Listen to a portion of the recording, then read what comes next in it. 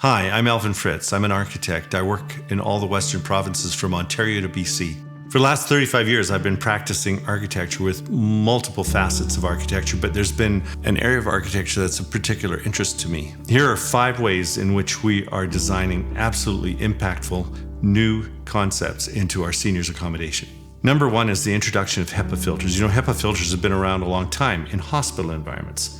99.97% of particles that are 0.3 micrometers or less, that's pollen, dust, bacteria, are all eliminated by the HEPA filter. We've determined that it's going to be very, very good to design a whole wing of accommodation for seniors that includes HEPA filters. I mean, grandma needs to breathe clean air, right, to stay healthy and to not be impacted by everything that's out there. It's not just the coronavirus. There's bacteria, there's the potential for pneumonia. All of those things can be managed.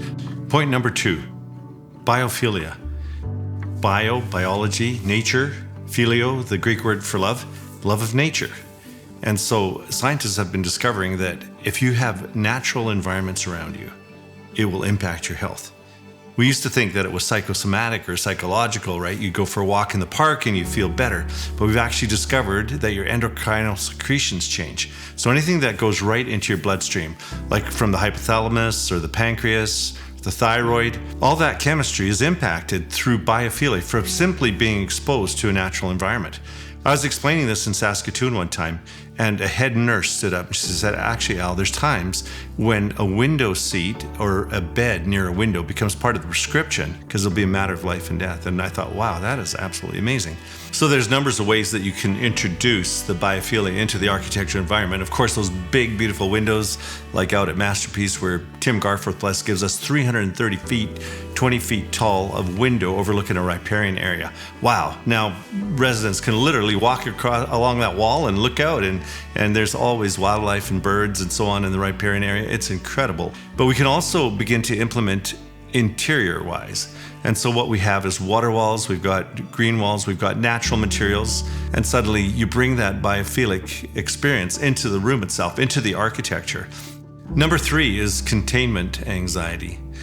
You know, nowadays when people are at risk of elopement and you're worried that they're actually going to bolt, and usually it's a particular resident, maybe a certain one, you know him by name, it's Bill maybe, and Bill has a huge elopement anxiety risk. And so you've got some incredible systems like Procom, Poultice, there's systems that are out there that can help the nursing staff actually know where people are and begin to manage their environment. With regards to containment anxiety, there's a beautiful experiment in Holland. And what they actually have, I don't know if you've ever seen The Truman Show. Jim Carrey is constantly trying to get out, and there's always a train that keeps him contained, right?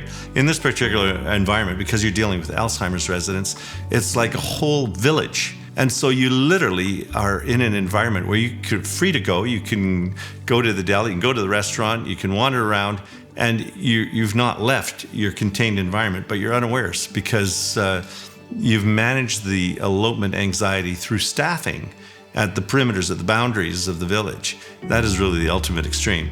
So we're starting to do that in our buildings on a micro level.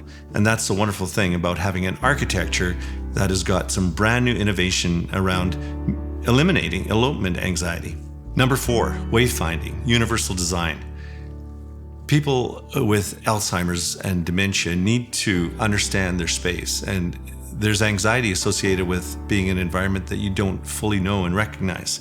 And so we have a lot of architectural ideas about how to incorporate the wayfinding into their environment. And I'm not talking in a small way. At Masterpiece, we put in murals, whole murals, east to west of Canada. So starting with the Bouchard Gardens all the way through.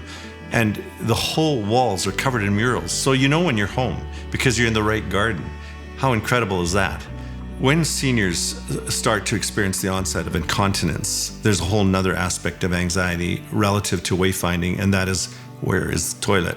And so we've been designing the suites with walls that glide away. If a resident who has incontinence can actually see the toilet, they will get there on their own. So we can manage the architectural environment to manage incontinence. How wonderful is that? Just eliminate the embarrassment, eliminate all of those things that make it tough when you have an incontinence problem, because now you know where to go. Number 5 is seasonal affectiveness disorder, SAD. and it can be managed through monitoring and managing circadian rhythm in seniors' residence. When you experience depression, it's debilitating. 3% of Canadians experience seasonal effectiveness disorder, and we can overcome that with our architecture. And this is one of the most innovative things that I think we've come across, where we are actually going to adjust the light levels in the space to emulate a circadian rhythm that will keep people from experiencing that depression. We've teamed up with Dr. Michael Antle from the University of Calgary.